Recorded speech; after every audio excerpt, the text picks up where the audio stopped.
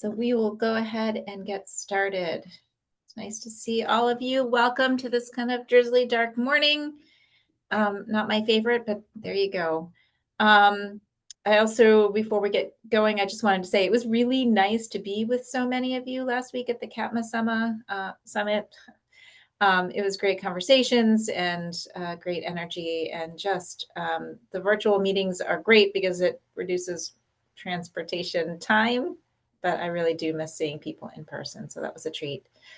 Are there any adjustments to the agenda? Amy, there is. Sandy asked to reschedule her CATMA update to the November meeting, so number 11 can be removed. Okay. Anything else? All right. I will open it up for public comment. I'm here. Kim, would you like to go first? Yeah, I recommend John Moore be general manager, Green Mountain Transit. Thank you, Kim. Is there anybody in the boardroom or anyone else online? So Amy, it's just Nate and I in the boardroom. All right. Okay, I don't see anybody else, so we will move right ahead to the consent agenda. Included are the September 16th board minutes and the check register. Any comments, edits?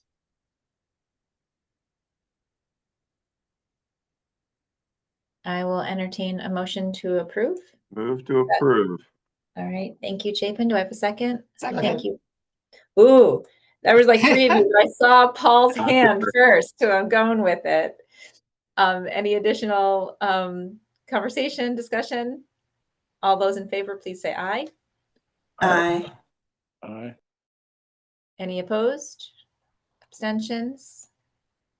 All right. I'm just clicking through to see who else joined. It's nice to see folks. All right. We will move on to the budget adjustment. Nick, I will pass that to you. Good morning, everyone. Every year we adjust the current year's operating budget just to bring it in line with the state grant agreements with VTrans, as well as to take the opportunity to refine it and update current revenue and expense assumptions. This year's adjustment did thankfully result in a leaner and more balanced budget. As some of you might remember, we passed a pretty well, the budget wasn't balanced when we passed it in February. So we had about a $1.1 million deficit entirely contained to the urban division. The proposed adjustment in front of you today does decrease that deficit down to $688,000. However, now it's entirely on the rural side. In regards to the rural deficit, reductions in federal and state funding were, certainly by far the largest contributor. And it was really widespread across all programs, including the elimination of the Mobility for All program, reductions to the Older Persons and Disabled program, and a significant drop in state match to the Washington County MyRide service. We did also have to reduce our Medicaid revenue estimates down to what we've been seeing over the past current year. On the expense side, we've certainly taken meaningful steps, as you know, to reduce costs, primarily through service reductions. Salary and wages were down in the 26 adjustment, about $500,000 between both urban and rural. Benefits were down $280,000. And we also saw significant savings in, maintenance and contracted services, which were together down close to $1.2 million. As you look through the budget documents I provided today, you will notice, the urban division benefited greatly from the service changes that we enacted this past year. In addition, lower headcount in the operator ranks and $900,000 of increased funding provided by VTrans really helped balance the urban budget and conserve federal funds. The good news is staff is now estimating roughly $1.9 million of federal funds that will be able to be carried forward in FY27. This will hopefully provide some support as we tackle the fiscal cliff, and we also tackle the impacts of the rural transfer.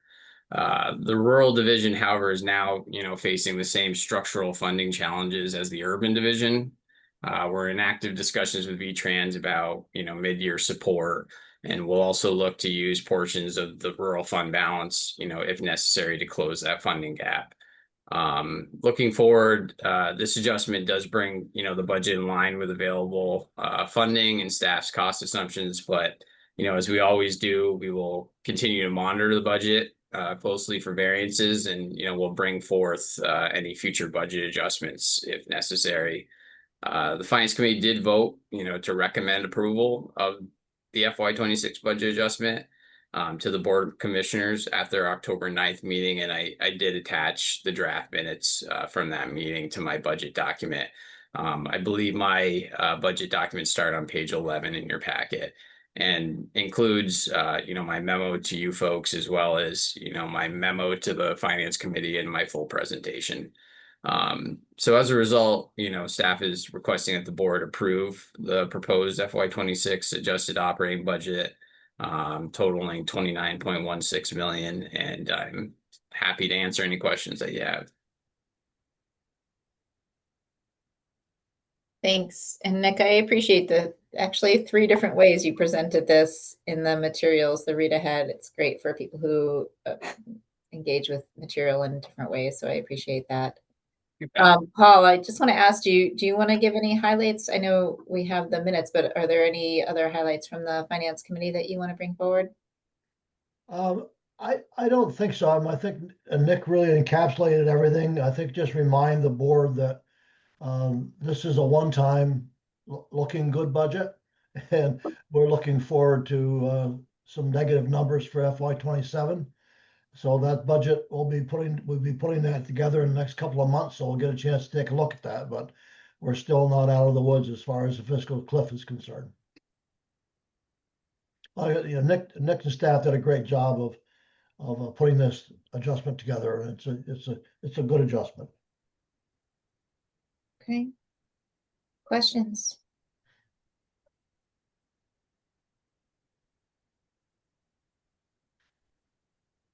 Go ahead, Catherine. Thanks, Amy.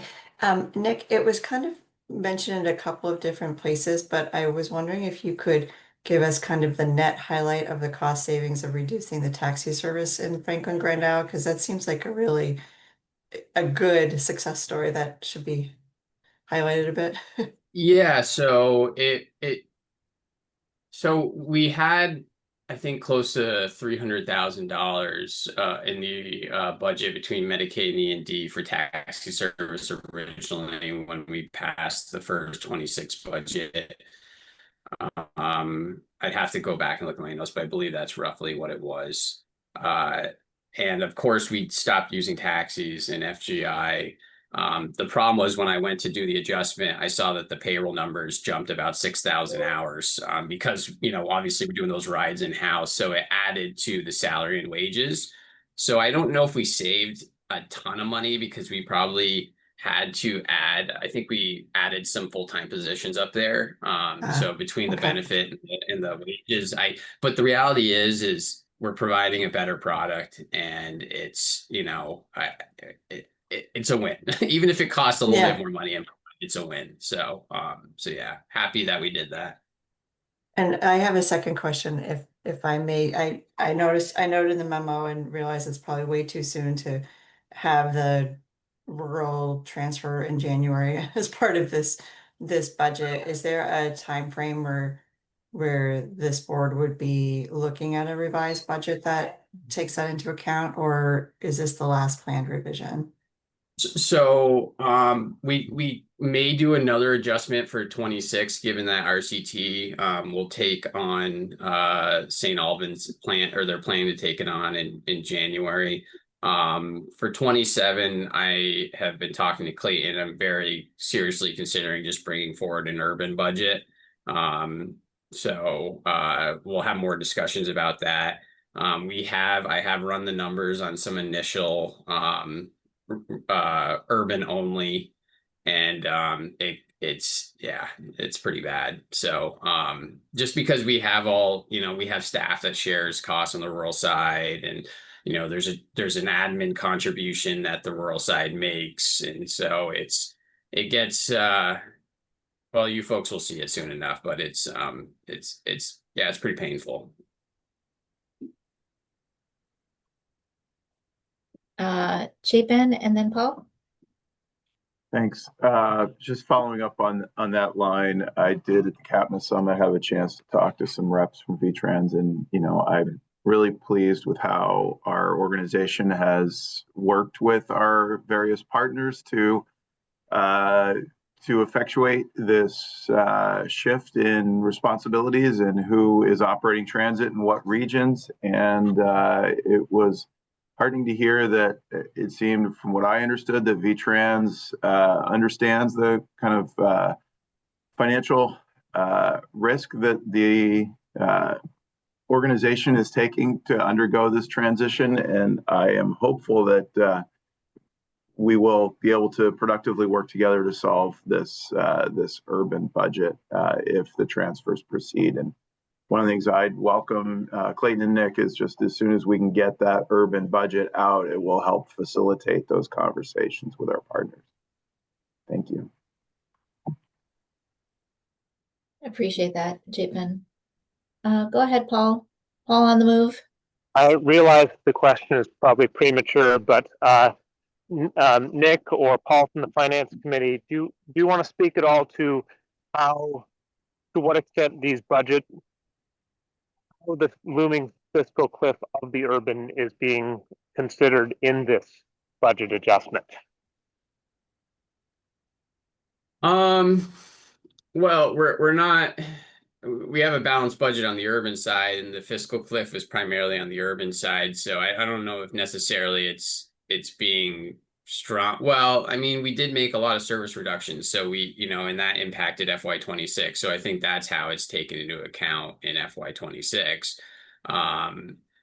With the rural transfer, now we're seeing a lot more pressures in 27 than we initially saw.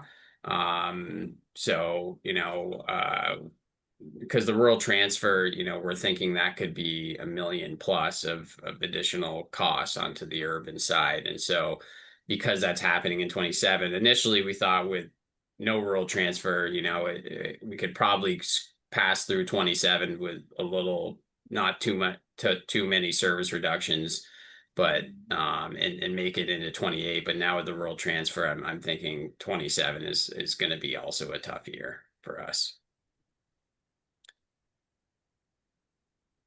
Thank you. Go ahead, Tasha.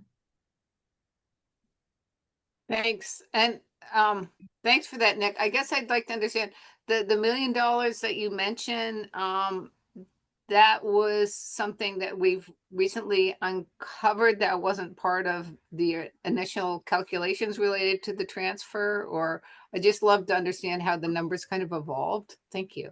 Sure. So, and I'll spell this out when I bring forward the 27 budget. But I'm pretty sure I've brought this up in the past before about, the impact of the rural transfer and the fact that we gained a lot of operating leverage when we took on the rural transfer because we were able to spread our overhead costs over a greater amount of service. So now that, the transfer is going away, or the service is being transferred away, we're actually going backwards on that. And because we're not reducing any overhead or planning to in terms of staff at the moment, in fact, we are actually adding some additional staff to the budget. That is going to have that has an effect. So like I said, I can spell this out. It'll be easier when I have the budget in front of me and then I can show you in 27. There's also some line items that, are helpful to the urban side on a revenue basis that, I can walk you through. And one of them is in the maintenance department, that we won't have that revenue coming in anymore because we won't be working on rural vehicles anymore. So. And I'm sorry, just to follow up, and what is VTrans' response to this? Because it was the initial kind of premise of the transfer was that it was cost neutral. I've told them this is not going to be cost neutral from the very beginning. So I'm pretty sure I'm on record on that. And their response, at least to me, has been, well, we hope that you shrink the overhead. So that's been the response that I've gotten. If I may, Dan from VTrans, thank you. Just on that one point, it's been made clear to us from Clayton that it's not currently the goal to reduce admin staff on the urban side. So, so that's, that VTrans can't say one way or another on that side. But we are, it has always been VTrans's plan to help meet GMT's gap on the urban side with the rural transfer proceeding. The cost savings that we'll see, that's money that the GMT urban system can receive. And so, so with Help the Urban budget, I've got no numbers to respond to. I've got no real hard facts to follow. We're also developing our own fiscal budget, at the state. So again, I don't even know what 27 even looks like for state funds or flex funds yet. So it's all very nebulous still. But, we have been constantly, repeating ourselves where we say, we are going to assist GMT Urban to the best of our ability to make sure you guys have the funding needed to operate your service and pay your admin staff. And so whether it's state dollars or flex dollars or carbon reduction funding, we don't know yet, but it's going to be something like that. So Appreciate the question and the perspective. I think Paul and then the boardroom. Yeah, just want to comment that as we put together the 27 budget, it's going to be inherent upon the finance committee and the board to look at that very carefully, thinking about what's going to happen after the rural transfer. So we may have to make some very tough decisions as we put that budget together, but that's going to be the place where we can look at, we'll be closer, a little bit closer to the actual transfer at that point. And so I think we'll have some better numbers to know what we have to do, but it's going to be a tough budget year. Thank you. Yeah, and Amy, just in terms of timing, I'm pretty close to there. And so I'm meeting with Clayton this week to go over some final numbers. So I'm expecting to bring this before the finance committee, hopefully next meeting. Great. Yeah. All right, boardroom. I did, thank you, Amy. One of the things that I wanted to let folks know is that the rural transfer was sort of came out of our organizational assessment. And one of the things that organizational assessment identified is that GMT Urban was actually right-sized for running a small urban transit agency. And that's just wanted to explain the reason why we're now looking at a decrease in admin staff as part of the transfer. Great. That was one of my comments as well. And I put my hand up so I wouldn't forget to add my comment because that's how I roll. But I also wanted to remind everybody that the governor has asked state employees to go back into the office. And I wonder whether this is an opportunity for us to really tackle those the link services and those folks who will be commuting. So if we're not already thinking about reaching out to those employees, I really think that we should. It's an opportunity to get some very displeased commuters out of their homes and their comfy chairs with their dogs and back into an office several days a week. So and you're probably on it, but I just think that it's, the links have been have suffered more than others. And if we can help those rebound, that would be helpful. And so, Amy, I can respond to that. I can let you know that state employees have been reaching out direct to us, to ask about the link service. And talking with VTrans, our position at this time is that we're going to see how the existing service meets the need. We do know that we're going to need to evaluate specifically stopping at the Waterbury State Office Complex, which is not happening on every run of the Montpelier link right now. So that's something that we'll need to look at. But I think that the plan for the moment is to move forward with what we have and perhaps make some adjustments in the next bid, which I believe would normally come out around the February timeframe, So we'll have a few months worth of experience to see about adjustments. Thanks. Any other comments about the budget adjustment?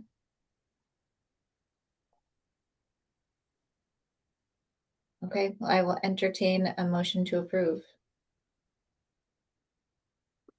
I would make a motion that the Board of Commissioners approve the FY 26 budget adjustment as presented. I'll I'll second. second that. Oh. You can have it, Tasha, or whoever. Amy. Tasha, was that you? Yeah, it was me. Thank All you. right, it's you. Any further discussion? All those in favor, please say aye. Aye. Hi. Any opposed? Abstain? All right, we are moving forward with our budget adjustment. Thank you all for the conversation and to Nick and staff for such thoughtful work. Our next item on the agenda is called the elimination of ADA fare-free zone adjacent to the Burlington portion of the number 11. Chris, please walk us through. Good morning, everyone. So back in September, the board authorized staff to go to public meeting on returning to a fare on the College Street Shuttle portion of the old number 11 routing. And again, with the service changes that we made back in August, that was part of the reason of removing this ADA fare-free zone. And so we had our public meeting 2 weeks ago on October 7th. There was some SSTA employees, GMT staff, and then a few folks, a few members of the public who came to the meeting. Many other questions were really just more technical in nature and not necessarily concerned with the fare. One person spoke very highly about SSTA and the importance of that service. And so we're here today asking for all of you to authorize this, and just a reminder that this timeline would go into effect on December 1st. So short and sweet, not too much here. If folks have any other questions, I'm happy to answer. Questions? This is a continuation of the conversation we've been having for the past 3 months.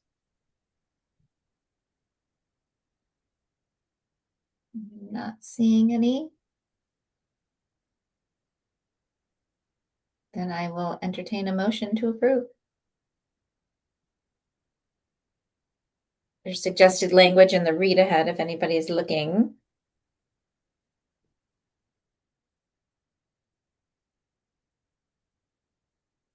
I can go ahead and read that out loud, so somebody could just say that.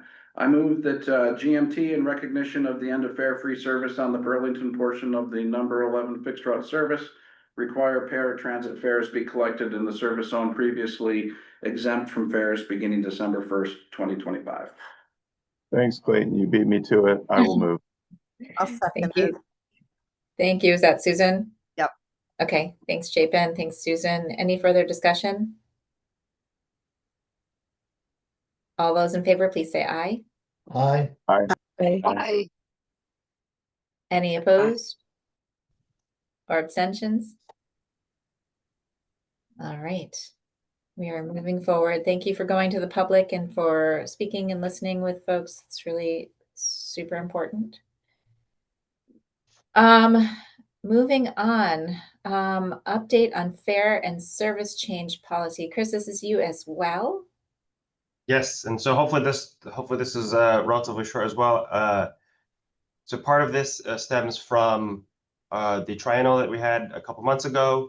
One of the findings that we had in the triennial was that as part of our service change policy, they required us to put a definition in of what a major service change is, which then is what triggers sort of all the other pieces that we do for public comment, advertising, putting advertising out on the buses, putting out the public notice, all those items. And so they identified that our policy does not have a definition of what a major service change is. And so we work with AECOM, which is one of our on-call planning consultants, to do a little research on what other agencies in New England have done as it relates to defining this major service change.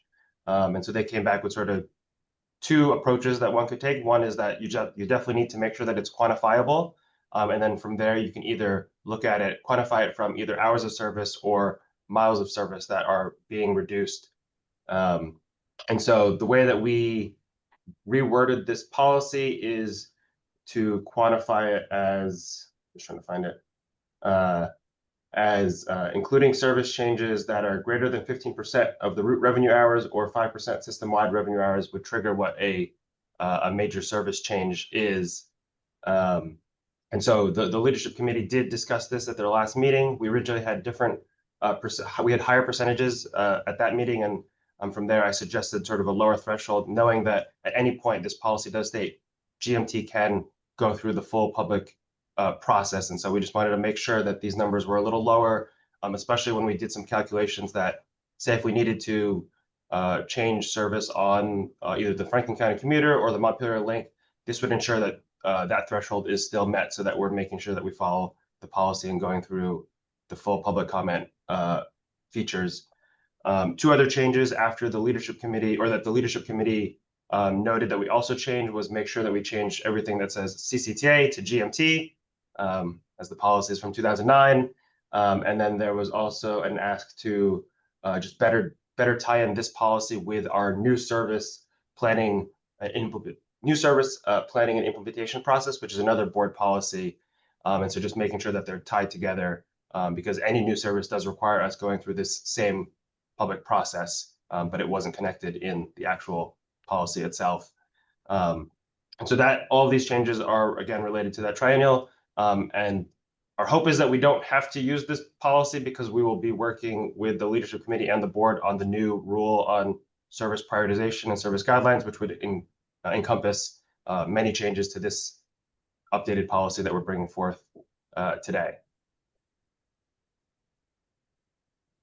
Thank you.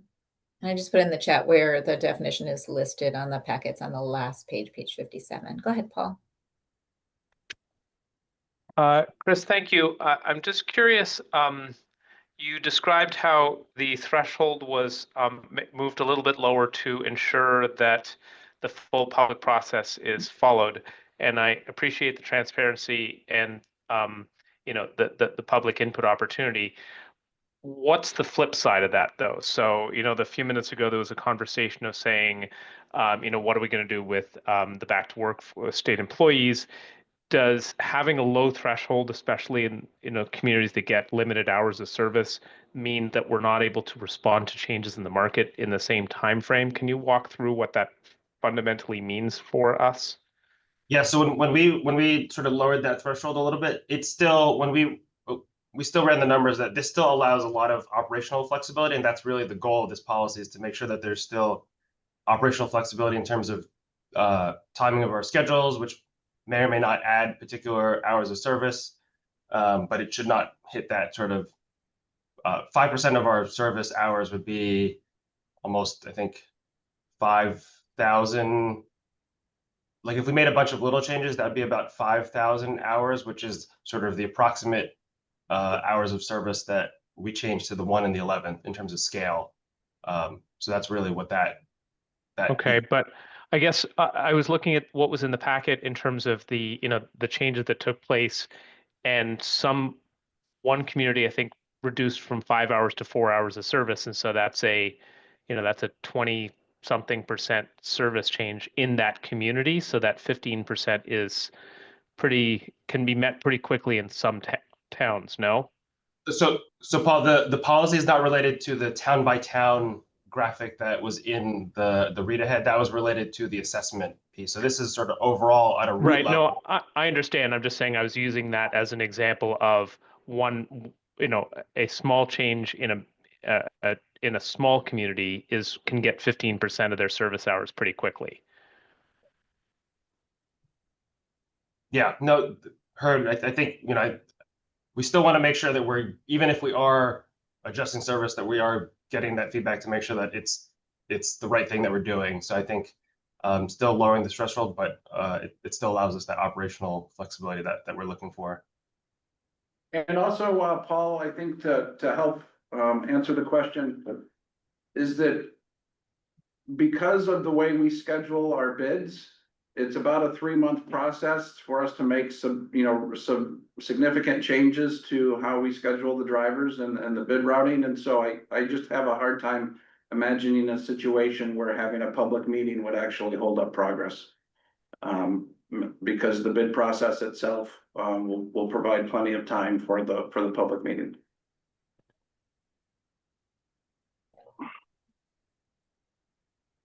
Okay, Catherine.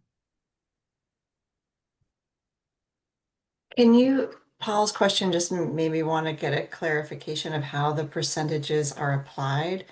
I read it as applying to the system or a route versus applying to a particular municipality. But I don't know if Paul's question made it seem like it was applying differently. So can you just clarify how it, 15% of what? So it's going to be 15% of an individual route. So if we say we're Okay. going from every 20 minutes to 30 minutes on the number 2, that would require we follow the change, because that would certainly be. Okay, that's how I read it. So I just Yeah. want to make sure I was reading it this way it was Yeah, intended. Okay. and then the 5% of the entire system is if we made a bunch of little changes at one bid that equaled 5% of our hours, so that around 5,000 hour threshold at this point, that would then trigger also going through this process. Thanks for clarifying. Other questions?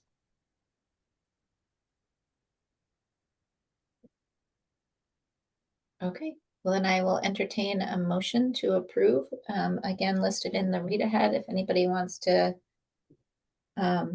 Before we do that, actually, we may need to adjust that motion. Tim, are you on the line still?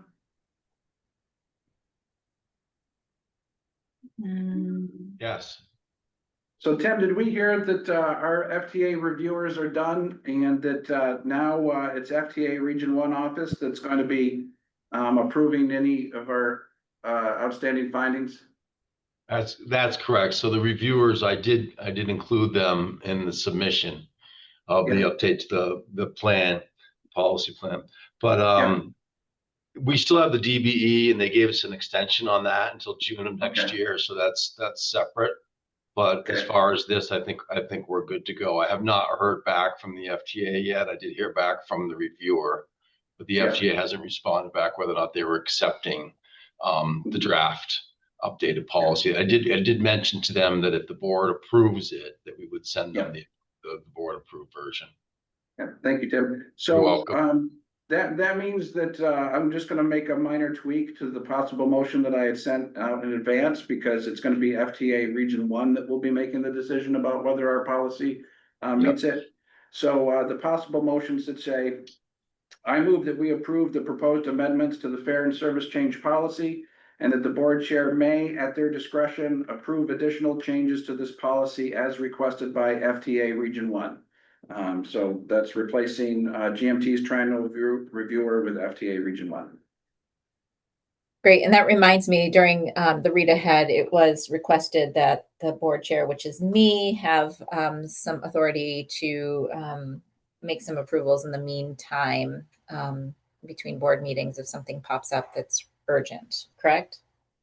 Yeah, so essentially that if FTA Region 1 says, hey, this is great, except for you need to change this one sentence, we would like the ability just for this particular issue to be able to have you, authorize that change. And if the board would prefer not to, then we can just have it come back to the next the meeting.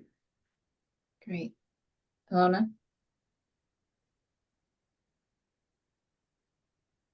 Oh, you're unmuted, but we can't hear you.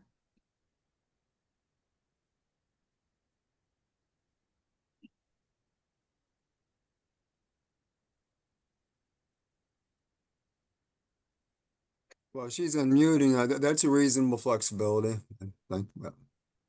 Thanks, Henry. I appreciate weighing in.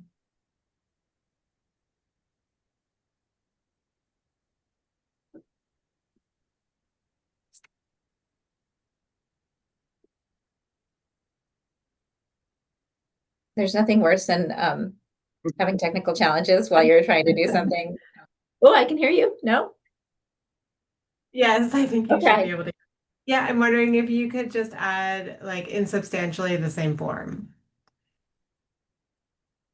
like to give you authority to make technical changes to the policy as long as it remains in substantially or has it in, you know, so that it's substantially the same. Okay. Fair enough. Does somebody want to make the motion with the edits for that were recommended?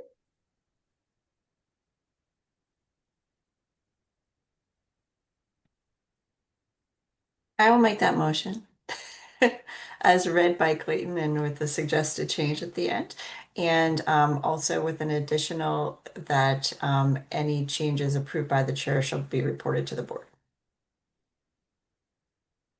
Do we have a second? Second. Thanks, Henry. Any further discussion? All those in favor, please say aye. Aye. Aye. Aye. Opposed? No, I got you. Any abstentions? All right, motion passes. Thank you very much. We are moving forward. We have a presentation from our fabulous exchange professional, and I'm going to say your name and fear I'm going to get it wrong, so please forgive me. Is it Aoun? Okay. Well, welcome. We're so excited to see you back for a second month at our board meeting, and we'll turn the tables right over to you. Thanks, Amy. Good morning, everyone, and thank you for the opportunity to present today. I'll be sharing two things. First, an update on the ongoing cost comparison analysis between electric and diesel buses. And second, a brief overview of the reciprocal exchange project that I submitted to the US State Department. On the cost comparison, our analysis uses the total cost of ownership or TCO framework. While the analysis is still in progress, I'll walk you through the methodology and preliminary results based on the data that we've compiled so far. So TCO refers to the lifetime cost of owning and operating an asset, in this case, a bus. The goal of this analysis is to understand the long-term cost implications of operating electric versus diesel buses in our fleet. So rather than focusing only the purchase price, the TCO approach accounts for the full life cycle cost, capturing both upfront and ongoing expenses. At this stage, the analysis includes the New Flyer electric and New Flyer diesel buses, using a 12-year operational period to represent a typical bus lifespan.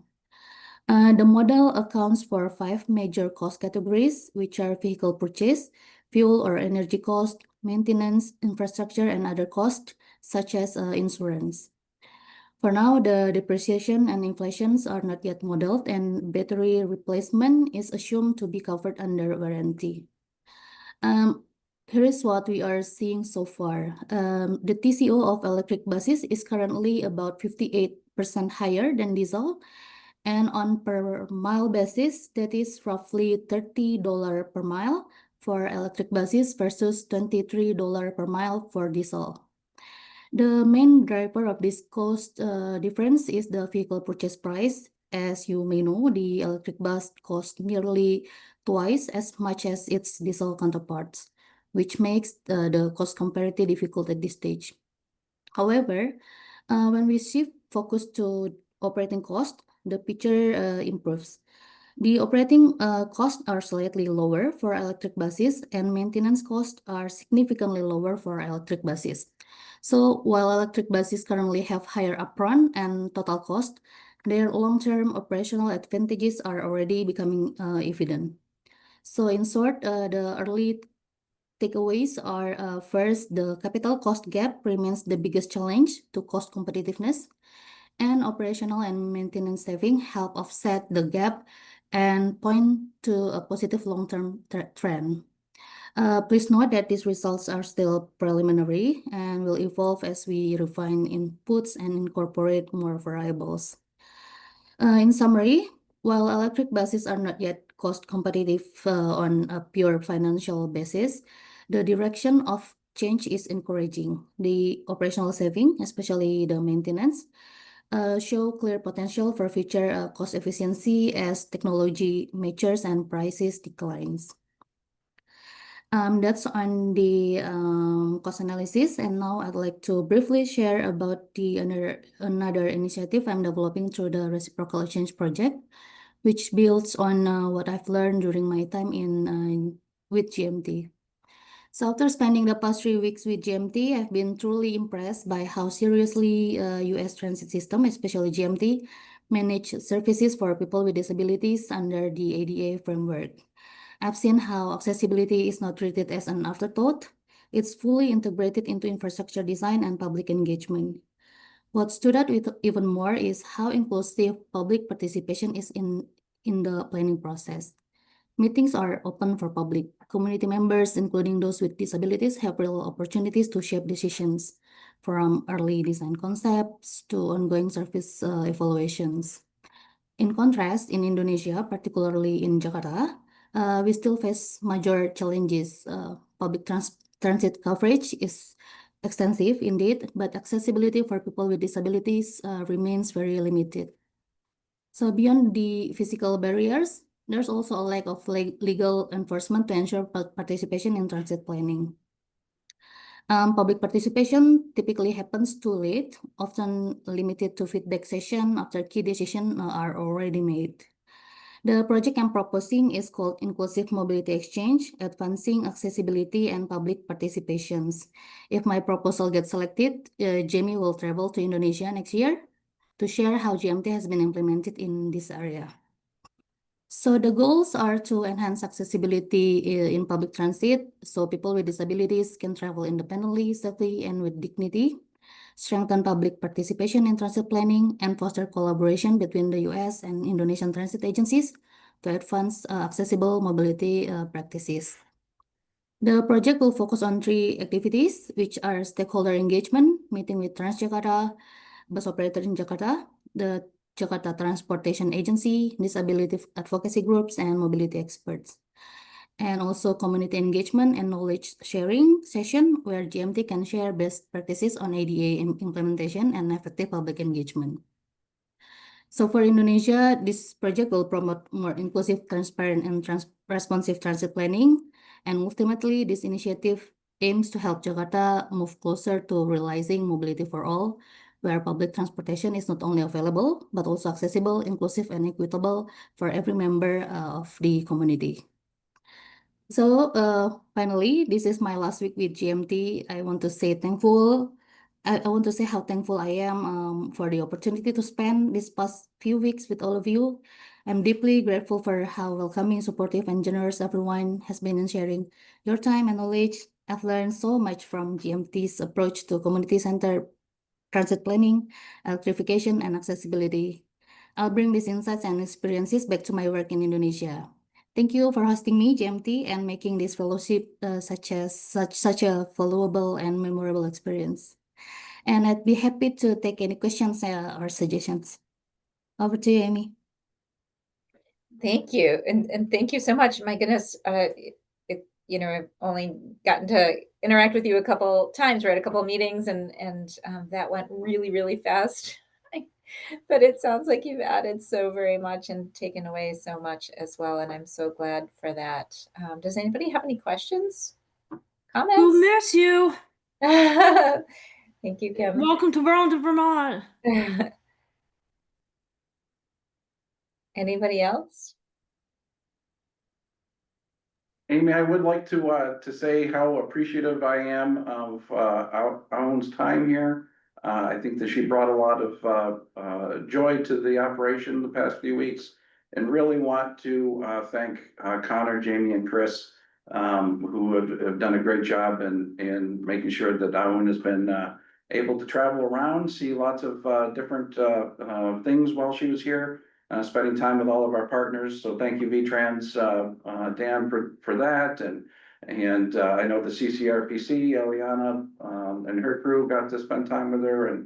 And so she got a very good tour of our stakeholders. That's wonderful. Thank you. Go ahead, Chapin.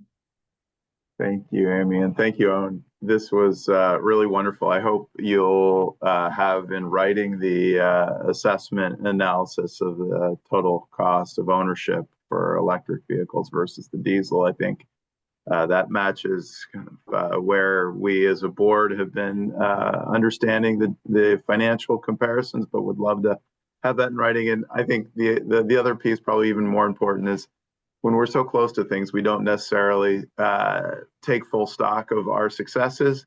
And I just want to say your analysis about what we do well in terms of making our services available for a broad range of the public really is wonderful to hear and makes me really proud about what our team does. So thank you, Owen. Thank you. Sure, Chip, and I'll hand this over to GMT team. Wonderful.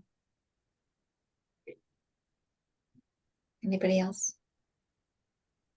Yeah, this is Henry. I do like your forward-looking comments in there because, as I've mentioned many times or so, the EV technology is just changing dramatically right now, and so if people want to try and and diss it or so, you can look like today's numbers, but they'll be changing a lot. It just depends how quickly buses get upon the new battery technology versus the rest. So it's but yeah, so yeah, appreciated your forward-looking comments in there. Thank you.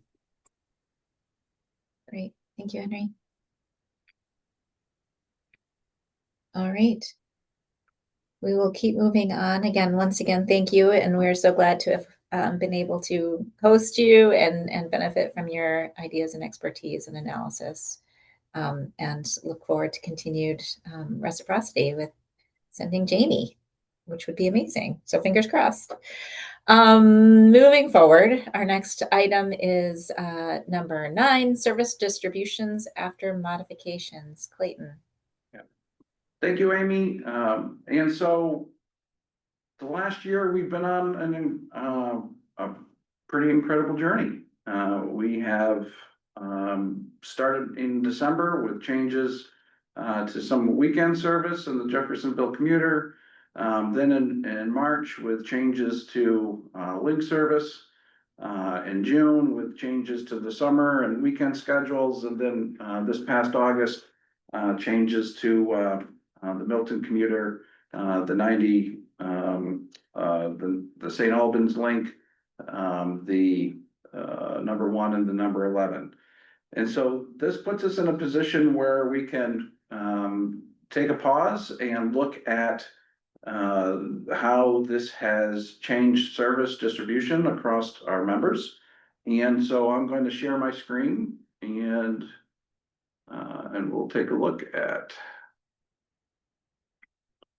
And so hopefully folks, hello.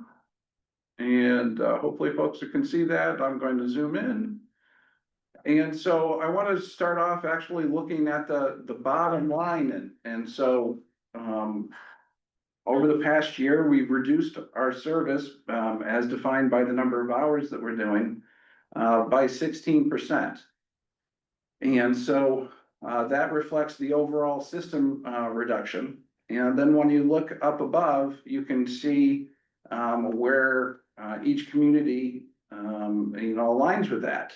And one of the things that stands out is the looking at on the positive side, where Milton has actually had an increase in service. And Chris did let me know that in the read ahead that I sort of mischaracterized what that additional service was, that it wasn't an additional run, but it's a different, but additional time that's spent in Milton on the way up to St. Albans. And so I do want to correct that from the read ahead. And so you have Milton, who, our smallest member, has actually, a few hours of extra service, has, them having a 22% growth.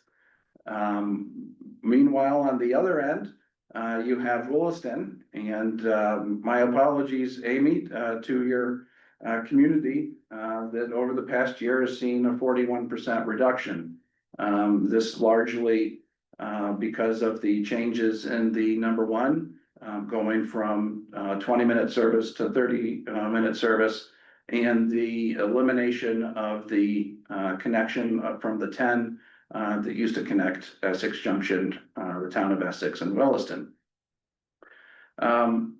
One of the things that I wanted you all to be able to see is sort of where the distribution of the reductions has hit the different communities.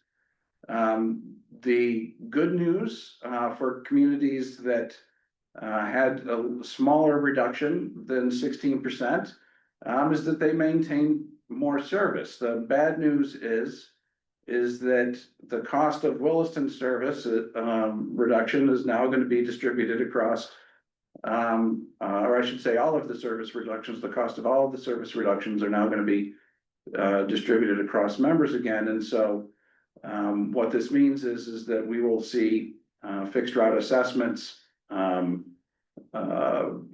up even higher for those folks who have preserved their service.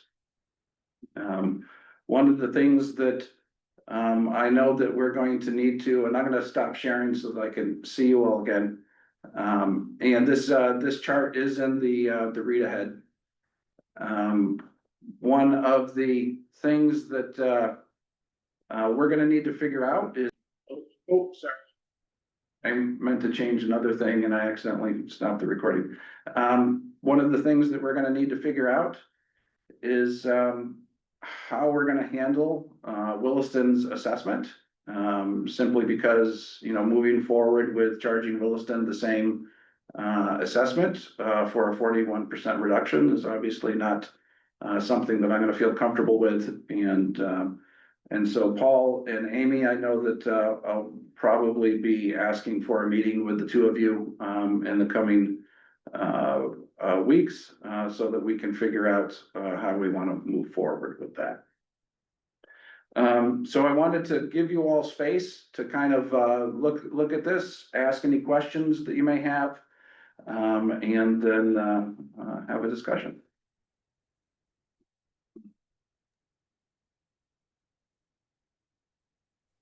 Anyone? And it is a chart of sadness.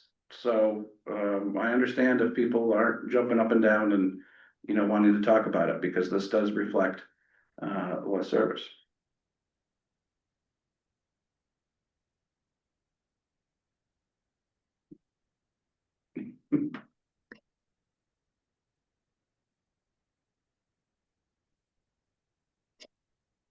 Go ahead, Paul.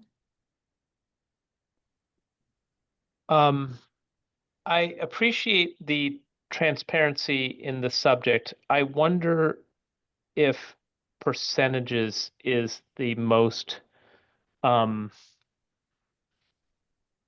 the most clear way of presenting this subject area. I realize that it's a substantial percentage in a place like Williston, but the number of hours changed in Williston versus some of our larger communities is not, and I'm picking on Williston, but it could really be any of them, is not as dramatic. And so read another way, other communities have had more substantial physical change or equivalent, and I just would like to be making sure that we're being both transparent but also clear in our communications on that, and didn't know if there was any thoughts on that subject. Paul, you're absolutely right. The reason why I included that 2025 weekly average hours in the last column was so that folks could see the scale. And so looking at Williston with the average weekly hours of 76 hours a week, and then you compare that to South Burlington at over 300 and Burlington over 1,000, does let you know that that there's very different scales there. And also that the 16% reduction of over 1,000 hours is going to be a significantly higher number of hours of reduced service over Williston. So you are correct on that.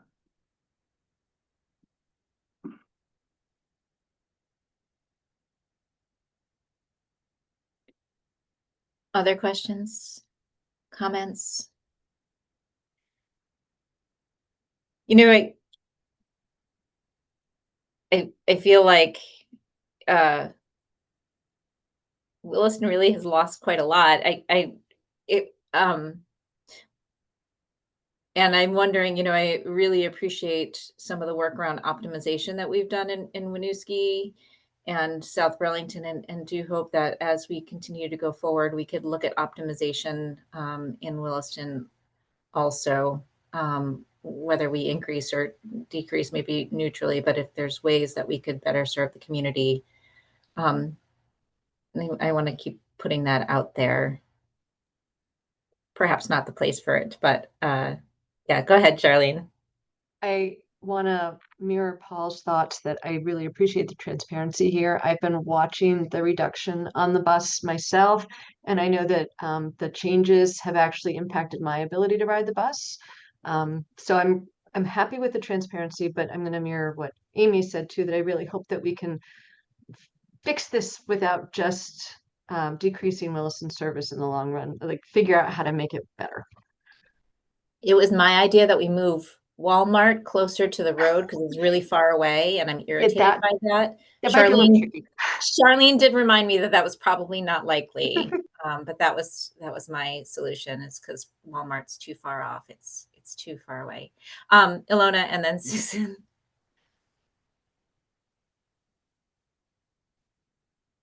Yeah, I agree that it's really helpful to see these numbers. I actually personally would love to see more data around service and service provision regularly.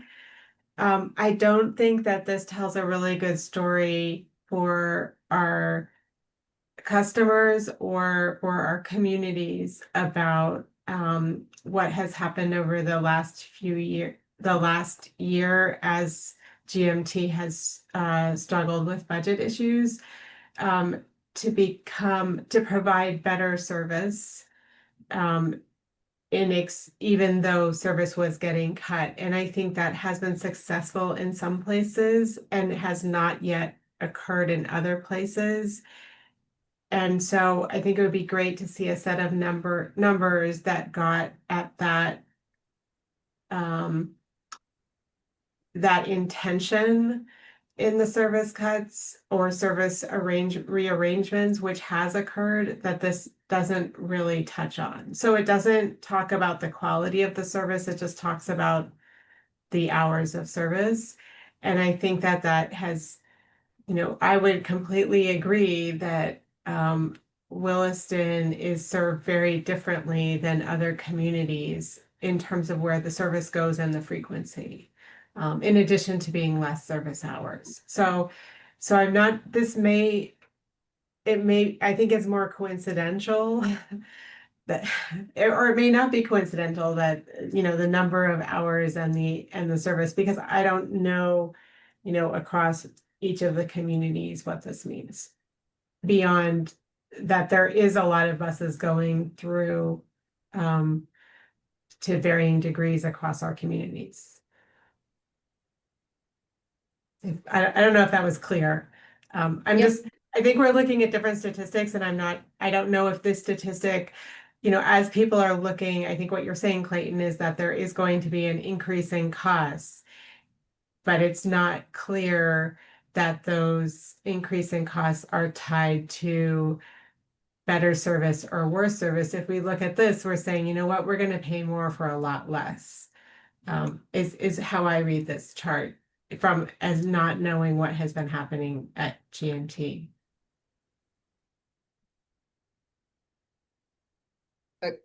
Well, we are getting less. And so that is the big poke in the eye, right? That we've been working really, really hard to maintain service, and that means we are getting less. But it does, I think, hide some of the service optimization. And since our performance committee hasn't been meeting, some of those performance metrics are not something that we've digested. So I do think it would be great to kind of look at that, because I am intrigued by some of the optimization that we've made. We've served people better in those spaces. So I think it's a good point. And I'll toss it to Susan. Yeah, I think that was a really good point too. So I'm hoping we can do something around that. But I wanted to go back to Paul's. Sorry, I'm not feeling great today.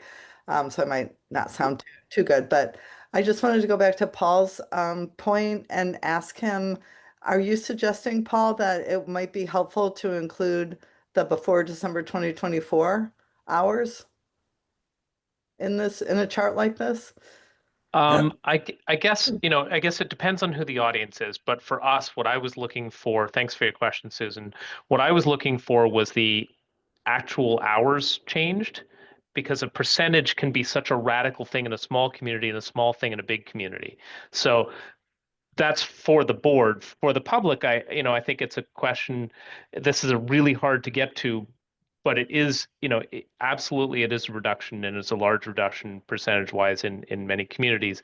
But there's also quality of hours, and if nobody was riding that bus, how we message that to the public and why we made the choices becomes really important. But for the board, Susan, I guess I was trying to figure out if there was a way for me to see an actual hours reduced through there, and I think I came up with kind of, sort of, but not exactly could I figure it out.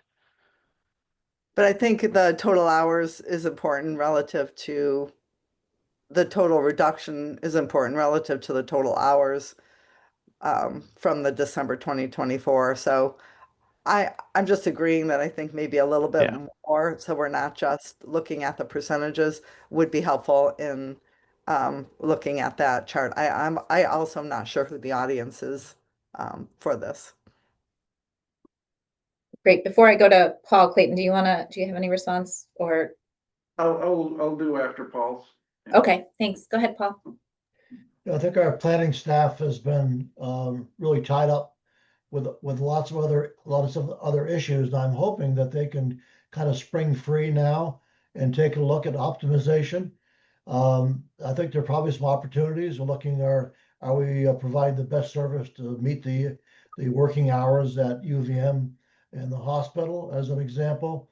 There are issues, or I think I understand that Regional Planning Commission was looking at, and I forget the term, I wish I could remember it, but it's a term of getting buses through traffic lights more quickly by having transponders on board and be able to give the buses green light in some situations, so improve timing on service. So I'm hoping there are lots of different ways you could take a look at it, incrementally small changes, but would overall improve service. Thank you. And so, Paul, you'll be happy to know that the transit signal priority project is moving forward with CCRPC, and thank Chris and Eliana and the folks at CCRPC with that. And so, Paul, I agree with you that more information, especially on, and so other Paul, sorry, more information on this would be helpful. This actually comes from a much larger spreadsheet that Chris and Nick had put together. And I just picked out these 4 columns so that you all would not have to sort through, dozens of columns. So I can add the 2024 hours to it so that you can see the number of hours that are done there. In terms of what this product is being used for, is that we are in, the budget season for fiscal year 27. And so that's what this product is coming out of, is figuring out what the FY 27 assessment should be. And that is why the focus is simply on the service hours for each community, because that will, then guide the assessments. And so this is not a performance measure by any way. It is just here is how the service levels have changed by community, which is something that we have had some projections on, but this is our first time looking at the real hours per service. And so that's why this is new information.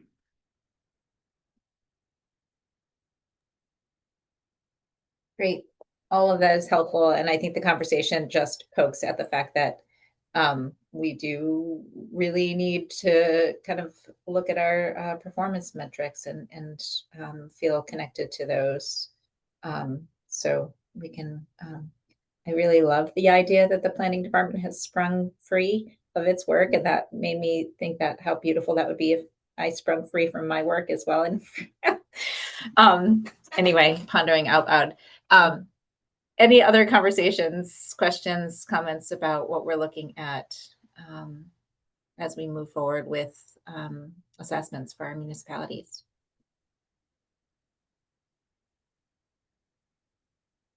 Okay.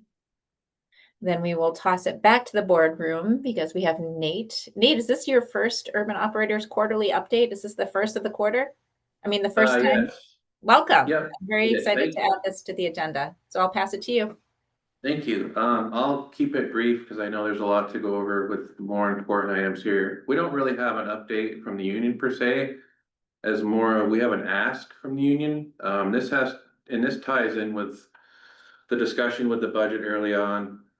What we're asking for is that the board consider doing some sort of policy where we have a fare verification at the point of sale on the bus. Currently, right now, when people purchase our tap cards or our phone apps with the QR reader, you have to verify that you are eligible for the reduced fare. However, when people come on the bus and use a credit card, debit card, or pay cash, they just self-identify as being eligible for the discount.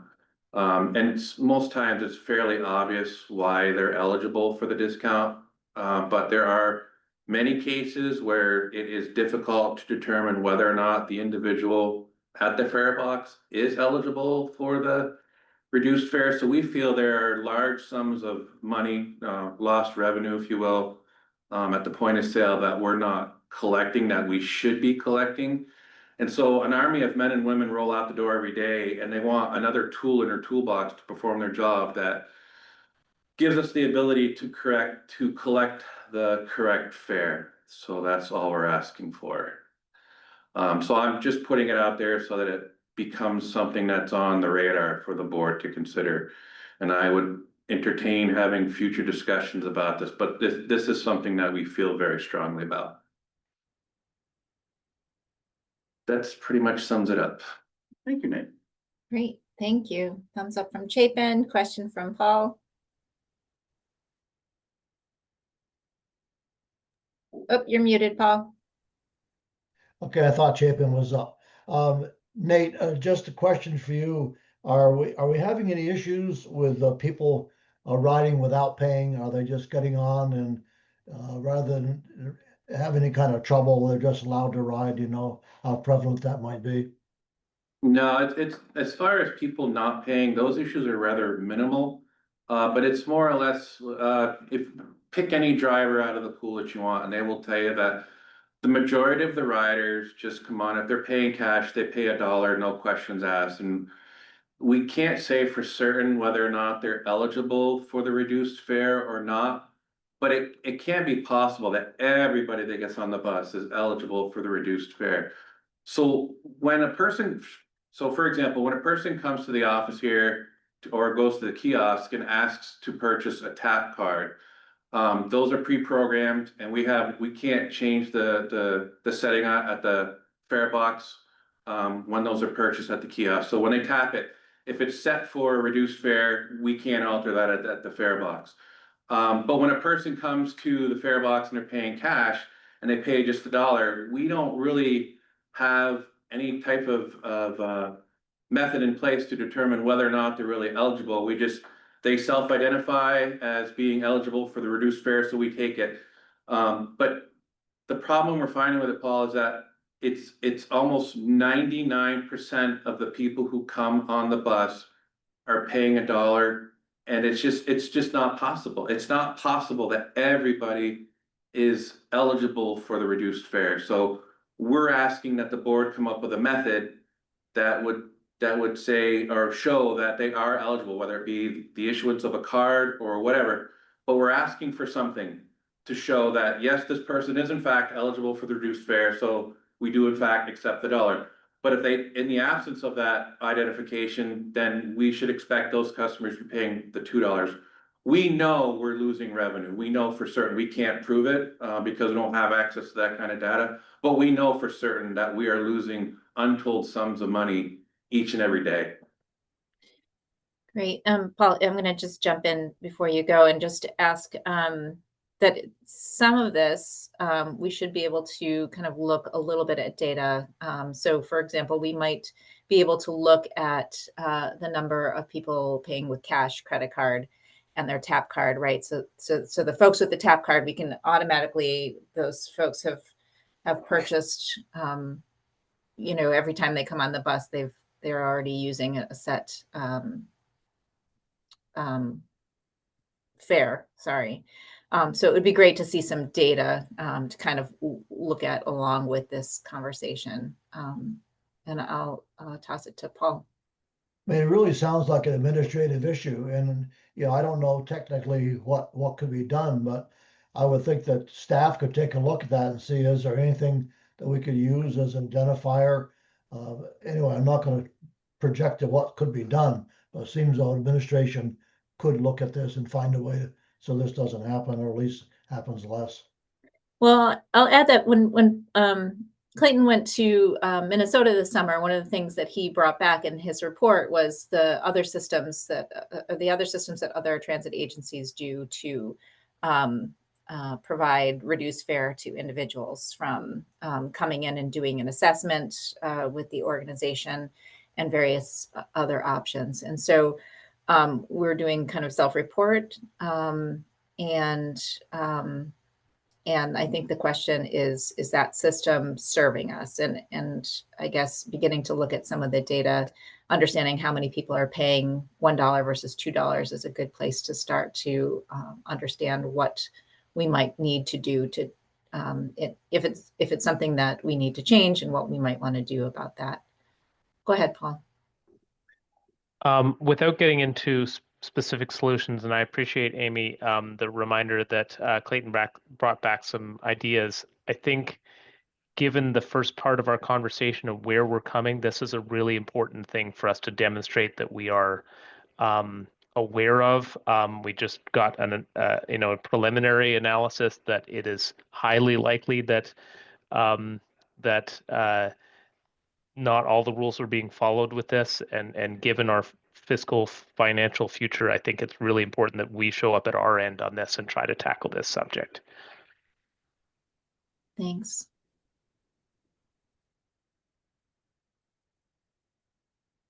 Any other comments? Yes, I have something. I see it all the time. Oh, Way too many people. Tim, I'm sorry. I'm going to cut you off. Okay. I'm sorry. We've had our public comment, and I appreciate, I know that you ride the bus and have a perspective, and I appreciate when you come in the beginning to offer your perspective. So thank you.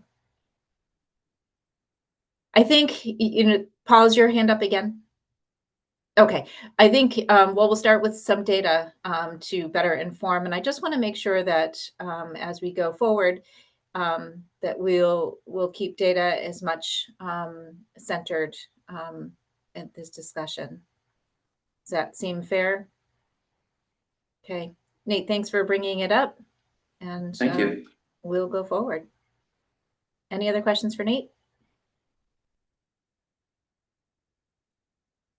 Great. Our next item 11 is not happening. We'll see Sandy in November. And so, Clayton, you are up with our general manager report. Yeah, thank you so much. And so I'm going to provide you all with some information that may be a reminder, and it may be new. And I provide so many sort of news updates, I kind of forget what I've told you and what I've told others. And so, but I think that many of these things should not be surprises. I want to start off with, though, something that you haven't seen before, which is that I have mentioned that we've continued to receive feedback on the changes to the number 1 and 11, and then the Milton Commuter and the St. Albans Link, since those changes happened in August, on August 25th. And so one of the things that I do just want to be open with is that when it comes to our new combined route, connecting St. Albans, to, Burlington. We've gotten considerable feedback, about our inability to hit our time points. And so, through a combination of, construction and, our just, new experience with the changed route, we've heard from our customers that, what we've put in our schedule is not, actually happening. And so that there are, frequently 15 to 20 minutes, running behind for that St. Albans, service. And, that's impacting them. So I did just want to let folks know that, that this is on our radar. One of the things that, we know that we're going to need to be, fixing in our next bid, at the latest. I also want to let, folks know that, we have continued to receive feedback on the changes to, the 11. And so that is, getting some high, visibility. And, last week, one of the senior leaders at the University of Vermont Medical Center contacted us, to make a formal request, that we restore the front door service, of the number 11, instead of, having it match the number 1 route.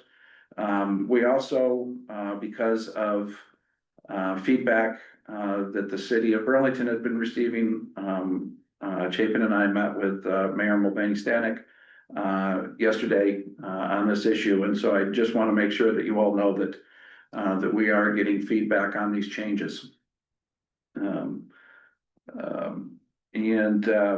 For the next topic, or before I move on to the next topic, is there any questions on those?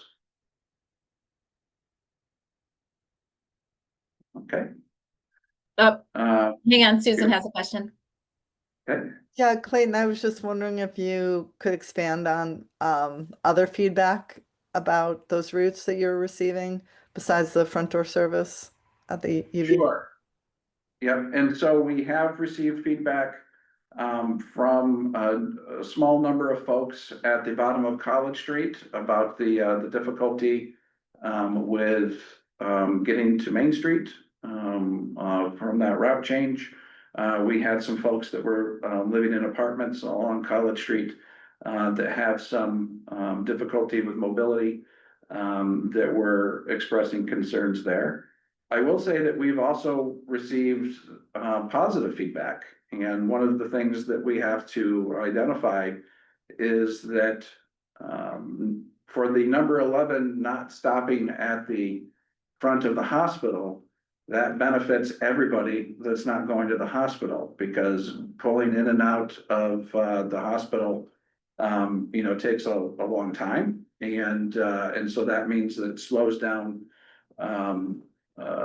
travel. And in fact, I've heard from Paul Connor, our alternate in South Burlington, about, how positive the number 11 is with getting from Market Street to downtown quickly.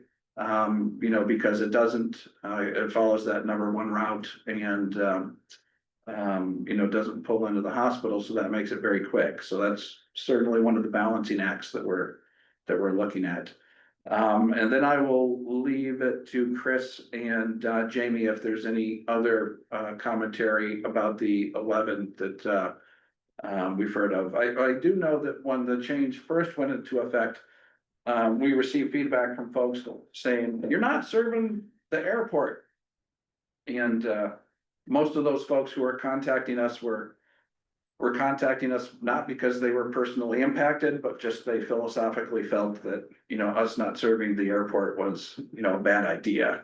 But Jamie and Chris, any other feedback on the 11 that, we should pass on? I'm happy to share. So there is a contingent of UVM Medical Center employees that live along White Street in South Burlington who have now lost access to bus service to get to work. So we've heard from that group.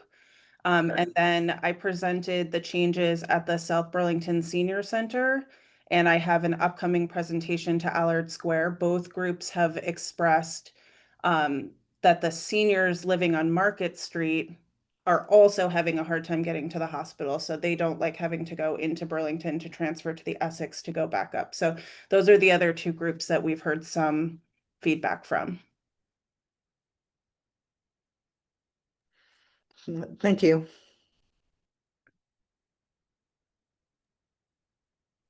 Alona, did you have, okay, thank you, Alona. No, my question was the same. Thank you. And Chapin.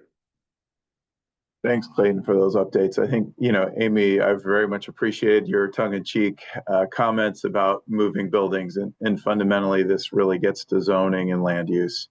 With the amount of money that we have at our disposal and the land use that our communities have chosen, we are very compromised to be able to provide the level of transit convenience and connections that we all want. And I think it's, one of the things that came out of the CAPMA summit is how do we put our thumb on the lever of important land use conversations and help our communities have more transit-oriented development? Otherwise, we're going to be chasing our tail and not delivering the level of quality service that we all want to be providing. So it's just a little food for thought is hopefully we have more time once we become more of a focused transit operation in the coming year, and hopefully we can work in that. Thank you. And I appreciate, Chapin, that you saw through my snide comment and for what it was.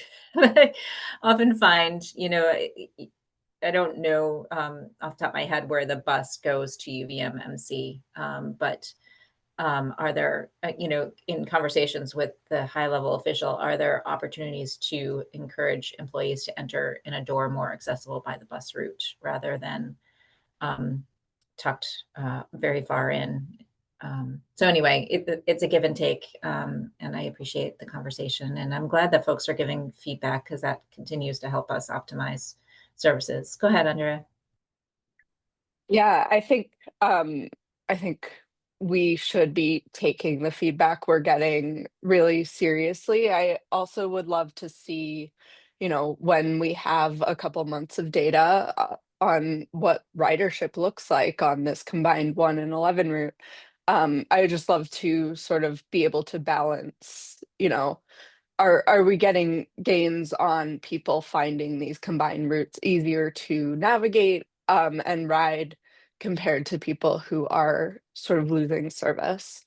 And I just want to, make sure to balance like people who lost the service that they were used to or for whom it's a little bit more inconvenience with people who now have an opportunity to ride transit who didn't before. So yeah, maybe something to revisit once we have a couple more months of data on that.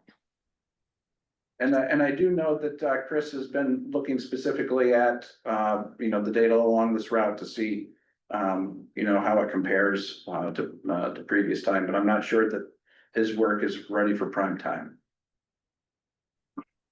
Fair enough.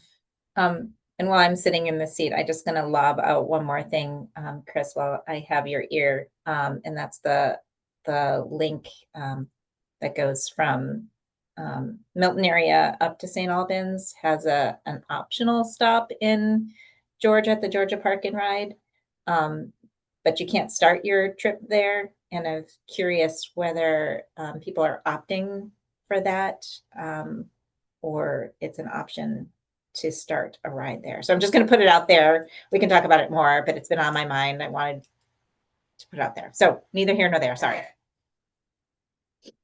Any other general manager report? Oh, I got a whole bunch of stuff. Keep going. This was just the first topic. It was a good one. So next topic is that we heard from SSTA that their token transit is now active. Folks may recall that we made some changes this summer where we were going to make sure that the let them ride policy that we stopped for GMT fixed route would be stopping for SSTA as well. And so we anticipate that the December 1st will not only be the change that we approved earlier in this meeting to not have a fare-free ADA zone, but that it'll also be a fare required for ADA starting on December 1st. Definitely want to thank Jamie for working with SSTA on getting token transit sent up. On the rural side, I want to let folks know that DEVA came and did an audit with on GMT Rural as part of their audit of the Medicaid program, and we did quite well in comparison to our peers. And so I was quite happy to see our improvements there. And really, he's not here with us, but John Moore has done an outstanding job in working to improve the compliance for the NEMT program, and that's showing there. Moving back to urban, I did let folks know that on the leadership team that we met with our urban municipalities last week to talk about assessment reform. One of the things coming out of that meeting is that there's sort of there's not a lot of enthusiasm from our member municipalities to work on assessment reform when we're not also trying to address a new revenue source. You know, maybe because I'm just an old bureaucrat, but I do see them as sort of separate. But I think that our members see them as connected. And so I'm just letting folks know that our urban municipalities may not be, that they may be questioning going through the political costs locally of pushing through an assessment reform that at the end of the day doesn't actually, bring in more dollars. It just changes how we, distribute the costs across our members. So I'll stop there to see if there's any questions. And if not, people can circle back. I do want to let folks know that I've asked Nick, as we put together our fiscal year 27 budget, to have a 6% increase to fixed route transit. This is, the highest that we've previously done is 4%. So this would be, 50% higher. The increase would be 50% higher than we've traditionally asked. Also part of that budget would be reducing the ADA discount from 45% to 35%.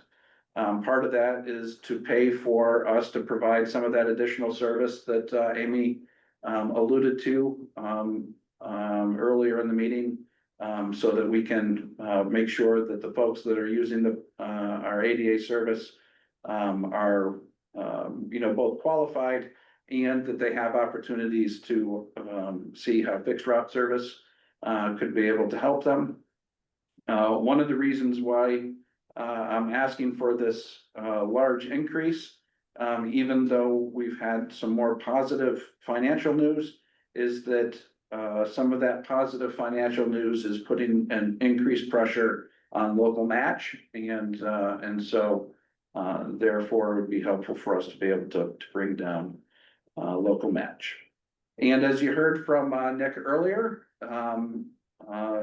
I think that it's our fiscal year 27 budget that we bring to you all is going to have just urban only. And so as we've gone through this process of the rural transfer, things have been moving from theory to practice, and it's certainly going to be a big difference when we take a look at a budget that only has urban, and it lets us know that we are getting closer to that end date for the transfers.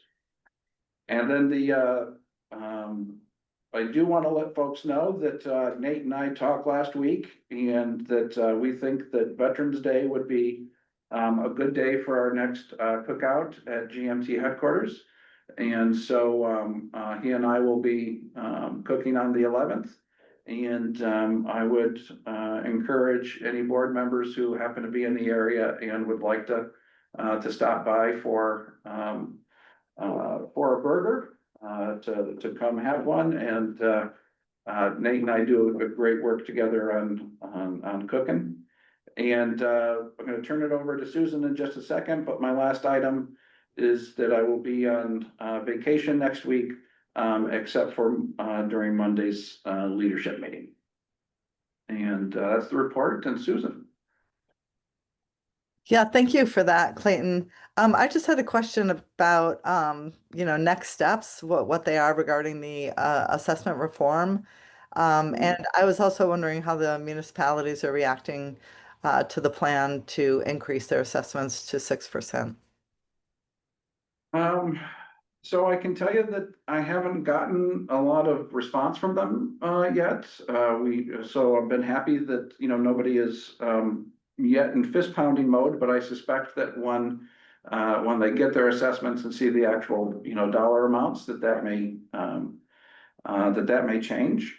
When it comes to the next steps for assessment reform, is that we reviewed several different pathways to do an assessment. One would be just based on population factors, like jobs within a municipality and residents, within the municipality.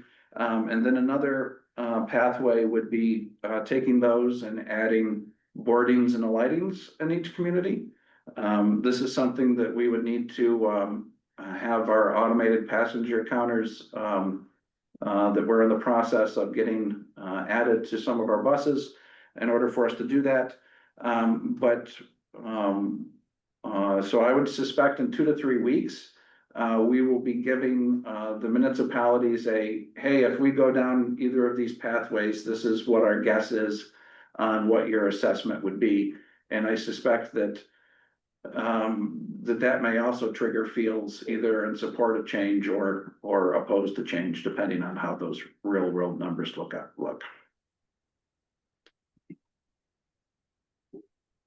And do we want to talk about a path to addressing their other concern about looking for additional revenue sources? I think certainly one of the things that I can add is that I've been meeting with legislators, meeting with our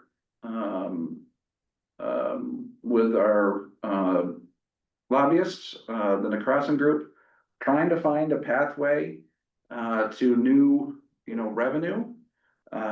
We often talk about the fact that there's been, many studies over many decades to find new revenue for public transit. It's never been enacted upon because there's never been a pathway that has seemed politically feasible. It seems like there may be some very stiff headwinds now that would keep most new revenue generation opportunities not politically feasible. But we know that we need to move forward with an ask. One of the things that we are exploring right now is the potential of a countywide sales tax that counties would be able to opt into. We are considering whether that should be transit focused only, so that it would just be a new sales tax that would fund public transit within a county, if that county opted in. The other thing that we are considering is whether we want to have a more broad-based, holistic approach to set multiple issues that cross municipal lines, such as housing, such as working with folks who are unhoused, such as public safety. And so the question then is going to be, do we try to build a coalition for a larger push, where transit would be one of sort of many functions that could be funded, or whether we keep focused solely on transit itself. I can tell you that, nobody that I talk to is enthusiastic about our chances for success in the 2026 session. And so in many ways, I feel like this is more about planting seeds for the future.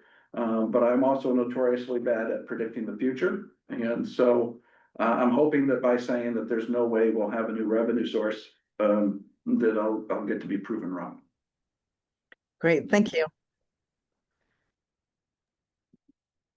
Great. Thanks for all of those elements and those questions. I appreciate it. All right, we're going to move forward to board committee reports. Paul, I'll ask you to start. Did finance talk about anything that we haven't talked about today? No. I appreciate a real clear answer. That was beautiful.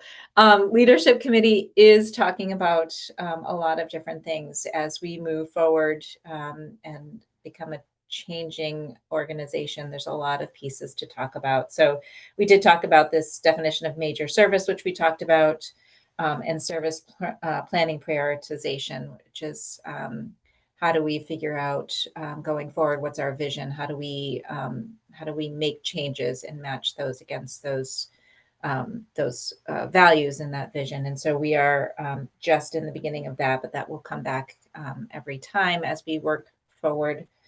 And one of the things that we also started talking about is what the board looks like after the rural departure. It's a smaller number. Do we think about different ways of making up the board? Is it, a municipality only board, which is kind of what we are?